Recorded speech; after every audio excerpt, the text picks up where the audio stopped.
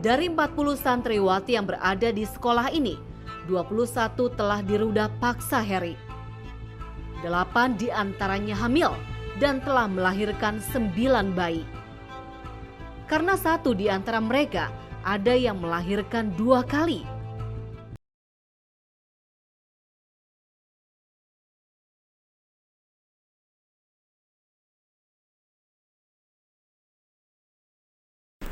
Assalamualaikum warahmatullahi wabarakatuh.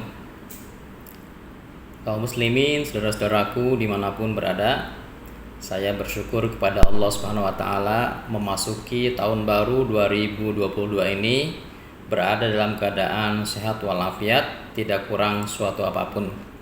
Alhamdulillah, kita akan mengupas kasus Heri Wirawan, seorang ustaz di sebuah pesantren di Bandung yang mencabuli, merudah paksa para santriwatinya sampai belasan orang jumlahnya, sampai 13 orang katanya dalam berita yang viral di berbagai media.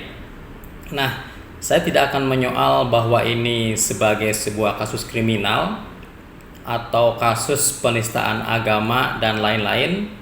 Saya akan melokalisir kupasan pada kesempatan ini soal isu bahwa atau diisukan bahwa Heri Wirawan ini sebagai seorang penganut Syiah dan dia melaksanakan praktek mut'ah di pesantrennya itu. Ini yang akan kita bahas pada kesempatan kali ini. Nah, saudara-saudaraku kaum muslimin, saya ini adalah peneliti atau peminat ya kajian Syiah. Jadi salah satu mainstream kajian saya ini adalah kajian Syiah dan sudah berlangsung bertahun-tahun, sampai disertasi saya pun, tesis saya pun, bahkan skripsi saya pun itu mengkaji masalah Syiah. Meskipun sampai hari ini saya belum mendapatkan informasi yang valid benar atau yang komprehensif benar soal Syiah. Jadi saya masih terus meneliti tentang Syiah karena itu menjadi bagian dari kewajiban saya sebagai dosen yang mengajar metodologi studi Islam. Salah satunya adalah mengkaji aliran kalam ya atau teologi dalam Islam. Nah, yang besar itu dalam Islam sampai hari ini adalah Sunni dan Syiah. Oke, itu kita nafikan. Kesempatan ini saya akan mengupas sedikit soal diisukannya Heri Wirawan sebagai seorang penganut Syiah. Itu saja yang akan kita singgung pada kesempatan kali ini. Jadi begini, kejahatan, pencabulan atau perudah paksaan yang dilakukan oleh saudara Heri Wirawan ini sebagai ustaz di sebuah pesantren itu, di pesantrennya itu, ini jelas kasus pribadi. Maka ini penting untuk dilokalisir, jangan sampai kasus pribadi ini kemudian melibatkan wilayah yang lebih luas atau background dari si Heri ini, karena ini jelas kasus pribadi. Jadi jangan membuka peluang untuk konflik yang lebih besar, ya kan? Karena begitu diisukan sebagai penganut Syiah, maka otomatis orang-orang Syiah akan bereaksi gitu, karena mereka sendiri, saya yakin karakter Heri ini bukan karakter orang Syiah yang ada di Indonesia.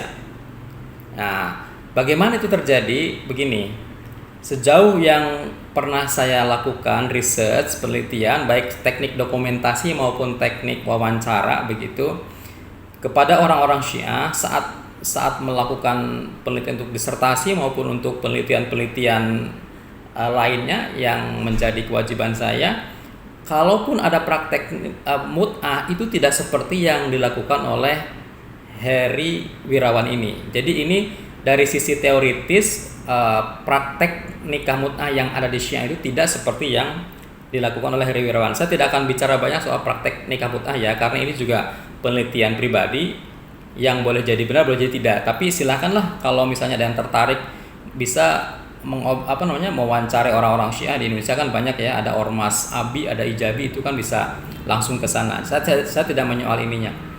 Tapi saya ingin menegaskan bahwa kasus seperti ini itu yang sifatnya personal tidak layak untuk dijadikan isu yang lebih besar ya, dengan melibatkan background si pelaku.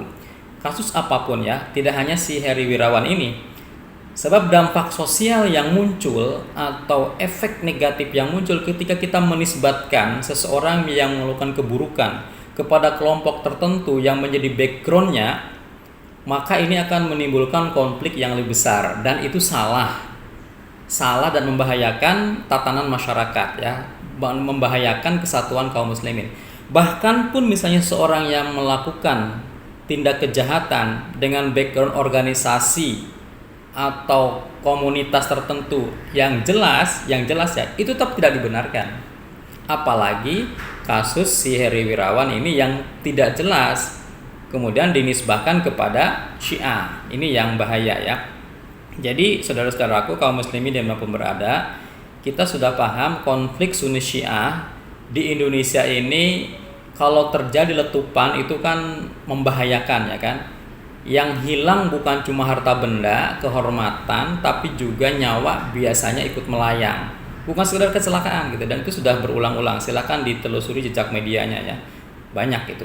Jadi pada kesempatan ini saya hanya ingin menegaskan ulang bahwa tidak layak kita memviralkan, apalagi menggoreng ya kasus ini, menggiring kasus ini, Heri Wirawan ini seakan-akan dia orang Syiah. Itu yang harus kita cut. Lalu apa yang harus kita lakukan? Ya, kita harus memberikan edukasi kepada publik. Pertama, bahwa ini adalah kasus kriminal murni pribadi Heri Wirawan itu. Dan karena ini kriminal, maka tentu pihak polisi yang lebih berwenang untuk menanganinya.